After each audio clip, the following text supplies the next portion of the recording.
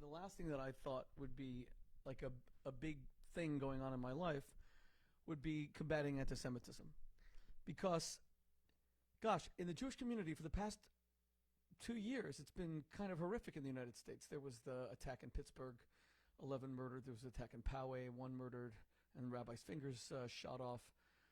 You know all the attack in Muncie, and yesterday or 2 days ago, the rabbi who was macheted finally succumbed to his injuries and he died. But the rise of the coronavirus, I really thought was going to bring us all together. Maybe even Middle East peace was kind of going to break out. You know, we always hear about Israel and Hamas, and now we're not hearing about Israel and Hamas fighting. We're hearing about the virus beginning to go into the Gaza Strip, and God forbid the humanitarian disaster that can create. And then you have the Palestinian Authority who are also battling the coronavirus. Obviously in Israel, most people are in lockdown. The point is, the last thing we thought was going to happen was sectarian violence, the rise of greater bigotry. So when I started seeing some of these anti-Semitic stories, like Jews being blamed for the coronavirus, the way they were blamed for the Black Death in the Middle Ages, and were decimated, murdered, slaughtered because they were blamed for poisoning the wells of Europe. When I started seeing some of these conspiracy theories, I didn't even take them seriously, because I was way too busy trying to give myself hope, all of you hope, trying to live by the guidelines that we were being instructed to carry out by our health professionals, washing our hands, social distancing, and above all else, what I was busy with was my family, being a father. I have taken this responsibility as being a patriarch, thank God, of a large family, and we're together here, Baruch Hashem. I'm very grateful to God that my kids are with us. But it's a responsibility I've taken very seriously.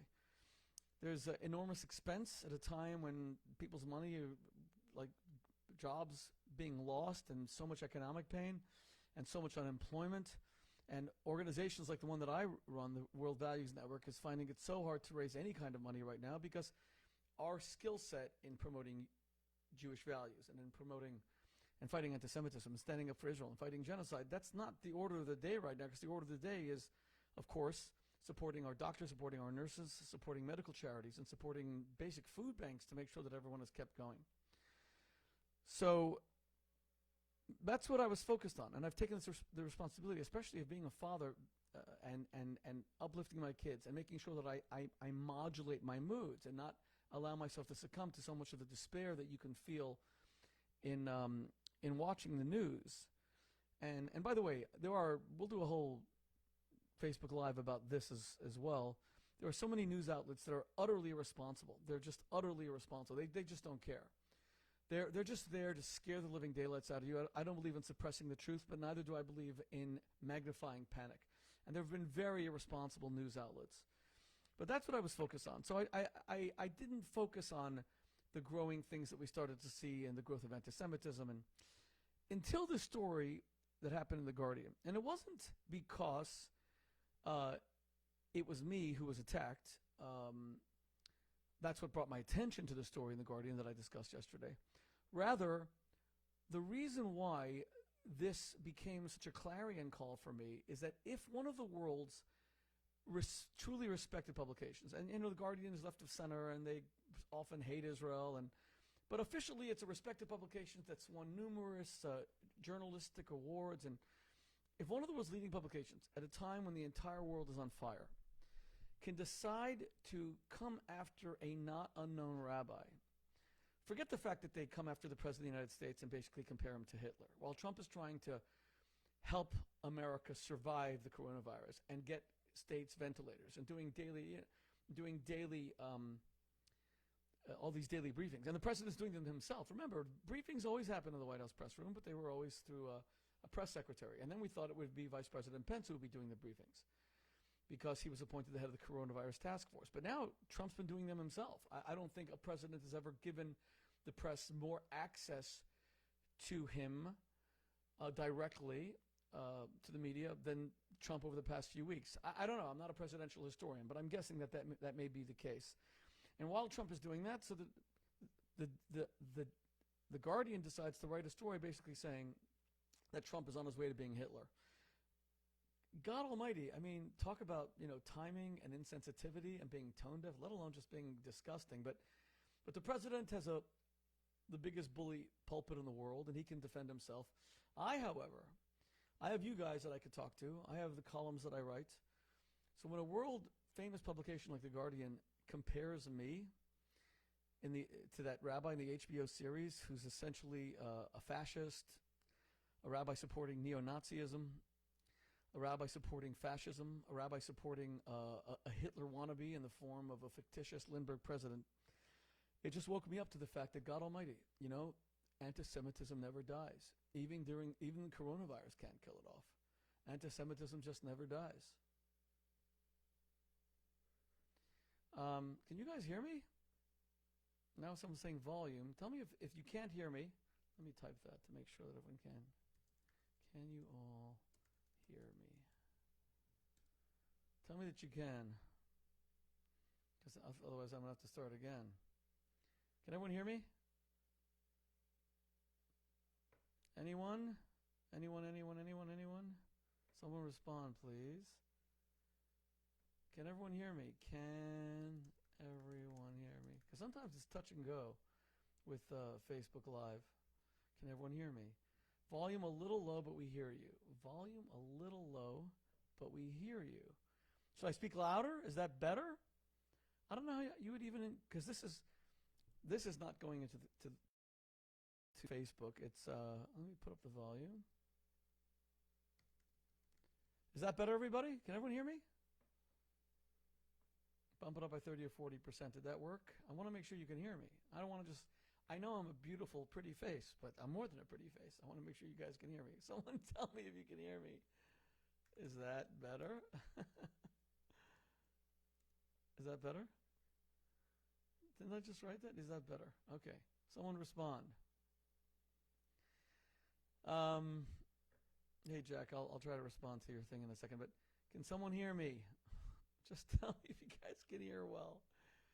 Can you hear me? I feel like I'm in that Verizon commercial. Can you hear me now? Let's see. Can you hear me now? Can you hear me now? Volume's fine. Thank you. Okay. Vilma Bonilla, wherever you are, God bless you. Thank you, Vilma. Right to me where you are so I can okay. So it turns out that anti-Semitism is even the coronavirus can't kill it off. What a shame. Would it were that the coronavirus could not harm innocent life, but could kill anti-Semitism, racial bias, bigotry, racism. Unfortunately, at times like this, it seems to only magnify it. So to see anti-Semitism from the lunatic fringe is what you'd expect, unfortunately. The Jews are responsible for coronavirus. And then you had these stories. I mean, Jack Otzman, my friend Jack, if that's you, Jack, just wrote to me, what about religious Jews who are having prayer quorums in their I don't know, homes, synagogues? Yeah, I've seen those stories as well, Jack. But and those people have got to stop. Anyone who's doing this has got to stop. But let's not single out the Jewish community, with all due respect, because we also see that the same thing's been done with partying on beaches for spring break, Mardi Gras in New Orleans, and what that led to. A pastor who was just arrested in Florida for having church services. The point is, let's not single out one group. Let's tell anyone who's flouting the rules of social distancing or bringing people together, whether for a worthy cause like prayer or a dumb cause like going to a bar or spring break. It's all wrong because it's all endangering life. Although I agree with you that religious people should have an even greater responsibility. But I don't understand. Now you're telling me you can't hear me? Okay, well, whatever. My understanding is you guys can hear me. Okay. But this attack on me from The Guardian was like shocking because this wasn't the Lunatic Fringe. This is one of the world's respected publications. Are you kidding? During the coronavirus where so people are dying, you have nothing better to write than Trump is on his way to being Hitler and the Jews are facilitating it and the Jews are making this possible. And there was an article in the Jewish Journal, Los Angeles, late last night that said that I'm considering legal action against The Guardian. And then there was a story I saw in Breitbart about this, and now it's being picked up by the national media. Because how did The Guardian allow this to happen? How is it that even when we see so much death, so much suffering, so much panic, so much fear, Jew hatred still continues? And to spread. And it's the last thing that I want to talk about. But it kind of shows you, our organization, like every not-for-profit, is really suffering right now because who's donating to not-for-profits right now? Not-for-profits are struggling to survive because most people, understandably, have been hit economically, like a pile driver by the coronavirus. People are losing their jobs. 3 million are claiming unemployment right now. I saw in Israel that 25% of the workforce may be unemployed. Even wealthy people are feeling poor because they've lost so much money in the stock markets, although, thank God, the markets have at least stabilized. So who's going to support organizations? And so I said to myself, Shmuel, you just have to accept that organizations like the World Values Network, there's things that are so much more pressing right now, the medical charities, the food banks. And I completely understand that people who are raising money for masks and for hand sanitizer and for food and to take care of the homeless and especially to support our medical professionals and first responders. But now you see that, unfortunately, the organizations like ours who fight racial bigotry, who fight genocide, because this guy from The Guardian, the reporter, he's mocking genocide. By saying that a president who he doesn't like is like Hitler, he's mocking genocide. He's treading on the memory of the 6 million. He's saying the Holocaust wasn't any really big deal because if I can compare it to a president who hasn't created a gas chamber, who hasn't thrown a journalist in jail, I could go on. You may hate Trump, but he's Hitler. You're trivializing the Holocaust. Now you see why organizations like ours have to survive. We have to survive. I wish the coronavirus had extinguished anti-Semitism. I wish it had extinguished all this Jew hatred. But you now see how this is happening, and I've become the target of it. And that's why I'm asking you tonight, all of you can go to worldvalues.us/donate so that our organization can do its work, even now, during the coronavirus, even as fighting the coronavirus is the priority, of course, and giving hope and prayer and spreading values and keeping families together and more than anything else, saving life. That is, of course, the priority. But I've been sadly reminded that fighting anti-Semitism and fighting Jew hatred, even now, is critical. And I do hope that you guys will support us. Again, you can go to worldvalues.us/donate, whether it's $10, $18, because the organization is really struggling right now, Any amount matters. And the more that you give, even in small amounts, meaning the more donors we have, even in small amounts, the more we will know that we have your support. Because this is it's a never-ending battle. I say to myself, I really thought, and maybe it'll still happen, God willing, that this international emergency would call forth the best of humanity, as what Abraham Lincoln called the better angels of our nature. Instead, it brought forth journalists like that guy yesterday in The Guardian who had the temerity, the chutzpah to essentially call me someone who fosters and serves as a fig leaf for neo-Nazism, for fascism. I mean, it's as low as you can go. It's disgusting. And you know what? I want to talk to him for a second. I don't even want to mention his name because he doesn't deserve it, but you guys can look up the article. Because he has a very small footprint. Unfortunately, he was given a very big platform by The Guardian, which is why I hold them responsible. And if they don't apologize for what they wrote, they will have to face some kind of repercussions.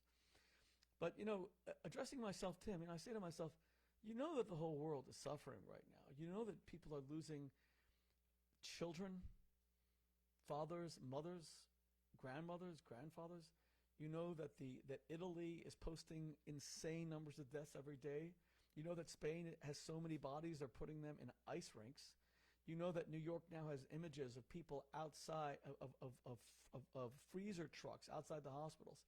And while all that was going on, you chose to attack me and other Jews and accuse us of fostering anti-Semitism?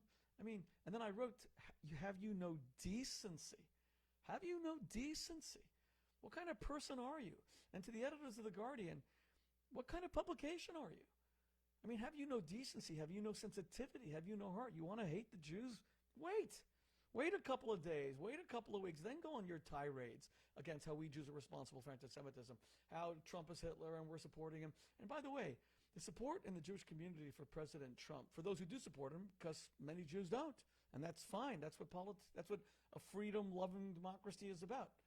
But the people who support Trump, it's because they're grateful to him for stopping the Iran nuclear agreement, which was all about overlooking their genocidal rhetoric against the Jewish people or allowing Israel to have its capital recognized by moving the embassy to Jerusalem. I could go on. It has to do with real policies about how this embattled nation called Israel, which has so many genocidal enemies, was getting support from an administration, from the Trump administration, that was saying to the Jewish state, we know that you're beleaguered. We know that you have Hamas to the west threatening your annihilation, Hezbollah to the north threatening your annihilation, Iran to the east threatening your annihilation, and don't worry, America's a strong country and we're with you. And that was all about our gratitude to the president for showing real support to this tiny little state, tiny little Jewish state.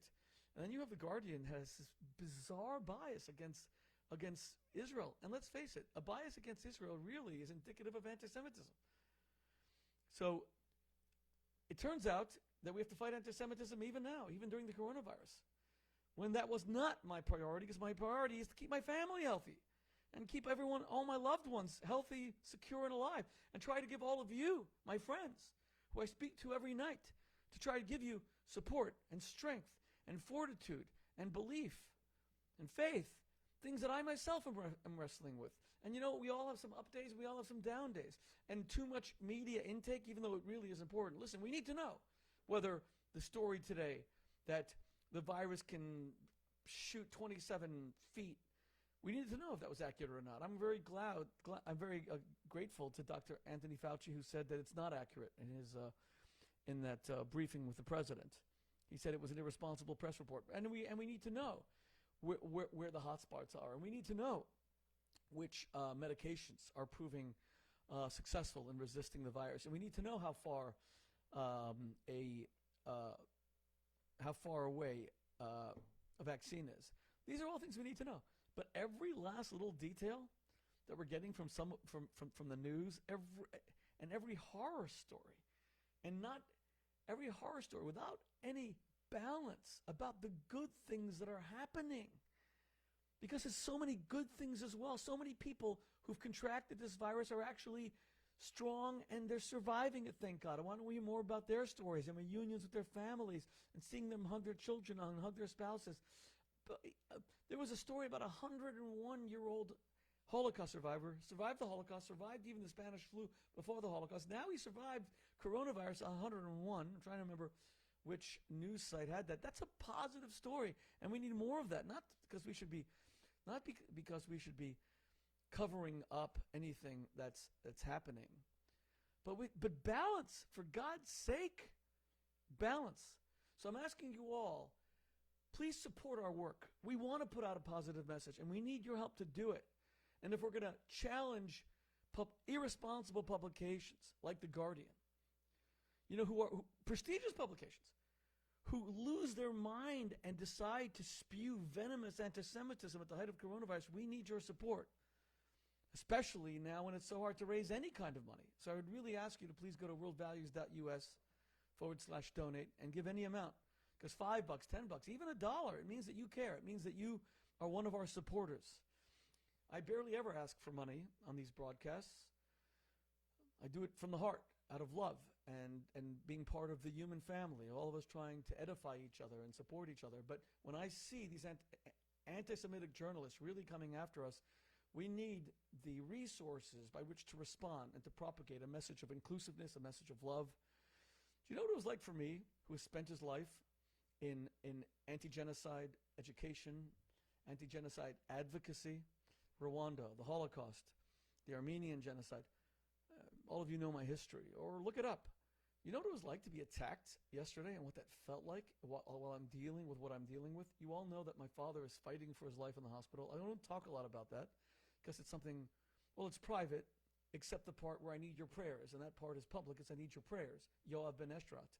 I've dedicated so many of these broadcasts, so many of my classes. Full-page ad in the Jewish Journal. We did giving people faith and fortitude during the coronavirus. I dedicated to my father's recovery. And my father is in Los Angeles, and he can't even be visited right now by any family member. And he's fighting for his life. And while I'm putting up with all of that and trying to give strength and encouragement to my brothers and sisters, to my children, this is their grandfather, I then suffer this brutal, disgusting, humiliating attack from a lunatic, fringe, extremist, fanatical journalist hater published by one of the world's most prestigious publications. So we need your help. worldvalues.us/donate. But And this really is about media. It's about whether or not the media is going to be responsible, not just in terms of not publishing anti-Semites or anti-Semitism. This is about whether you're going to tell the truth. I'm not accusing the media of fake news, although that thing that was written about me yesterday was the ultimate fake news. It was more than fake news. It was intentionally libelous, and there are legal consequences to what they published, God willing. But I'm talking about the kind of lack of balance in the media of which so many of the outlets are currently guilty, where they only have the worst news, the most horrific stories, and they don't give us the positive stories of recovery. We don't give us the stories of doctors and nurses who are our greatest heroes right now. Everything that the firefighters and the police were, and the military, in 9/11 and its aftermath is what our first responders and our medical professionals are now. And they're risking their lives every day. But they don't show us, and they show us nurses who are crying because they need their supplies and we have to protect them. They show us doctors who are afraid because they don't want to infect their families. And I've spoken to some of those doctors as well, and it's all true.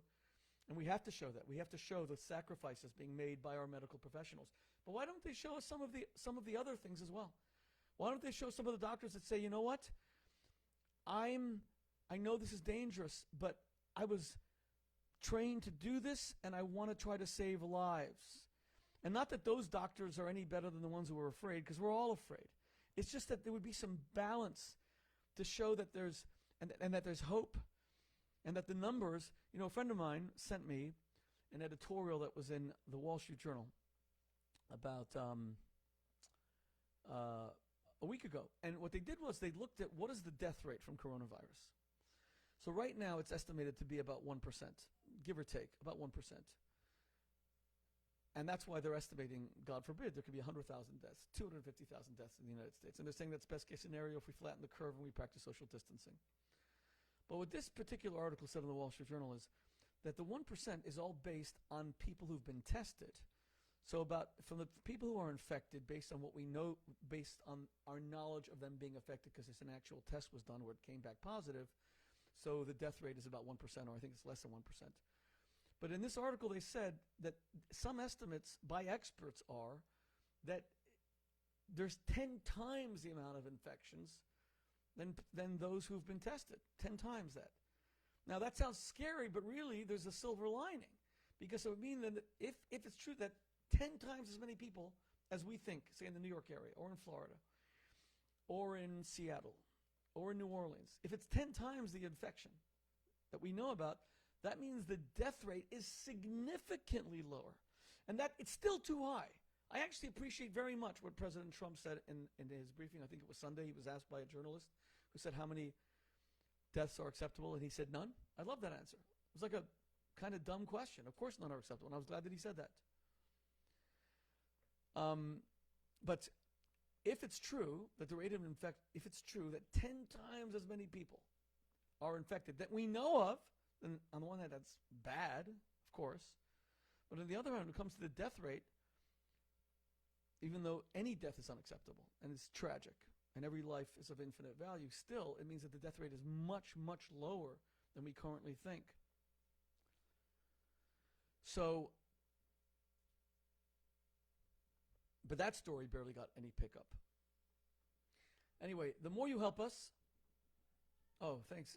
Jack is saying that SBA funding is available for nonprofits. Yes, I hope that is true, God willing. I hope that this stimulus can also save the not-for-profits, because of course we have to save the airlines, and of course we have to save the delivery companies, and of course we have to save the small businesses, obviously.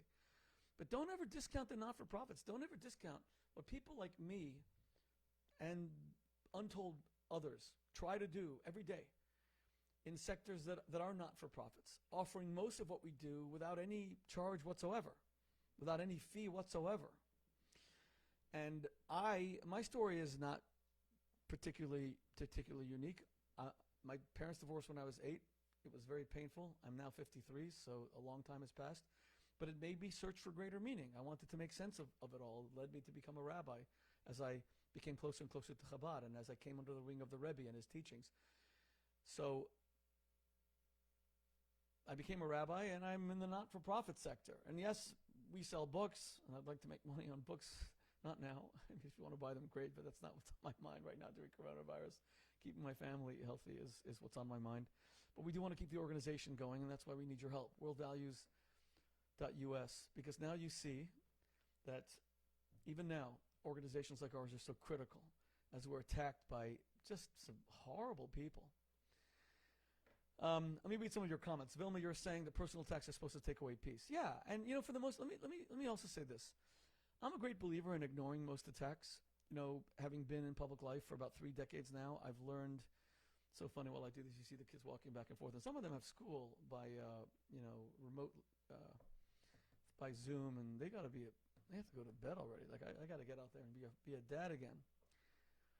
Interesting how so many people broadcasting from home, you get like this snapshot of their lives. But the most important thing for me has always been being a father. But I'm a child of divorce. Led me to search for deeper meaning, become more religious, try to connect with God more, and became the rabbi at Oxford, as you know, for 11 years. And then when I returned as an American to the United States, started the World Values Network, and we try to do a lot of good. That's it. But we need to survive, and now it's a really tough time. So, Vilma, when you tell me the personal attacks are supposed to take away my peace, I'm too busy to respond to attacks, and I try not to. And 3 decades in public life, I've learned to have a thick skin.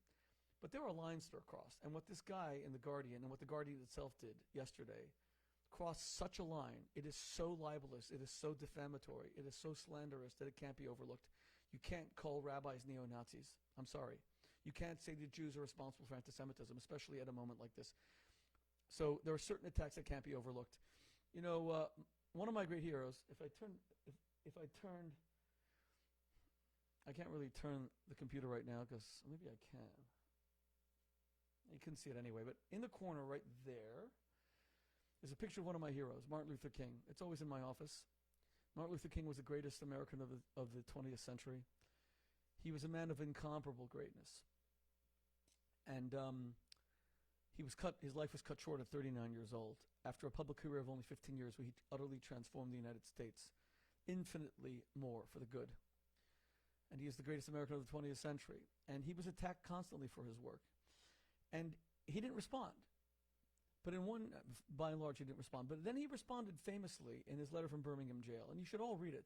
Because he starts, and he had to write it on scraps of paper, and they had to sneak it out of the jail.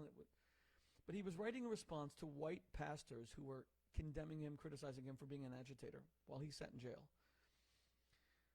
And he wrote and he said, I'm not in the habit of responding to critics, because if I did that, I would spend my whole day responding to criticism, and I can't do that. He said, but sometimes I have to respond. There's no choice but to respond. And I think he said that on that occasion he responded because it was pastors, people of God, fellow pastors, his brethren, white pastors who were condemning him, and he had to respond. And that letter from Birmingham jail became an American classic. It's one of the greatest American things ever written, certainly in modern American history. So same here. I get criticized, condemned all the time. On social media, I get death threats sometimes, which are really uncomfortable. And one has to take them very seriously at a time when so many Jews and so many public rabbis and Jewish figures have been attacked. But I don't respond, by and large, when I feel that there shouldn't be a response, or when it's going to divert me from my core mission. But here I had to, and I have to ask for your help now, so that we can respond and fight anti-Semitism and fight bigotry and keep the organization going and do all the things that we do to support families and promote Friday's family and create family dinners and promote universal values and fight genocide and take out our global, our national advertising campaigns, our big giant newspaper ads against human rights abuses, etc. Because we're not going to allow the bad people, these lunatic journalists, to define us. We're going to do the right thing, and we're going to be a source of light, especially now where there's so much darkness. So if all of you can go to worldvalues.us/donate and help us, we'd be very grateful. Every donation helps. Every bit of help helps. And every bit of help helps. Okay. And God bless you all. Keep your families safe. Feel God in your lives. reach out to people you haven't spoken to in a while. We're not seeing each other these days, but it's so easy to send a text, to pick up the phone, which is even better. Send a message and make sure that they know that you're thinking of them. May God bless you, and may God bless your families. And remember, worldvalues.us/donate. Thank you for your assistance. Thank you for your support. God bless you. With all my love.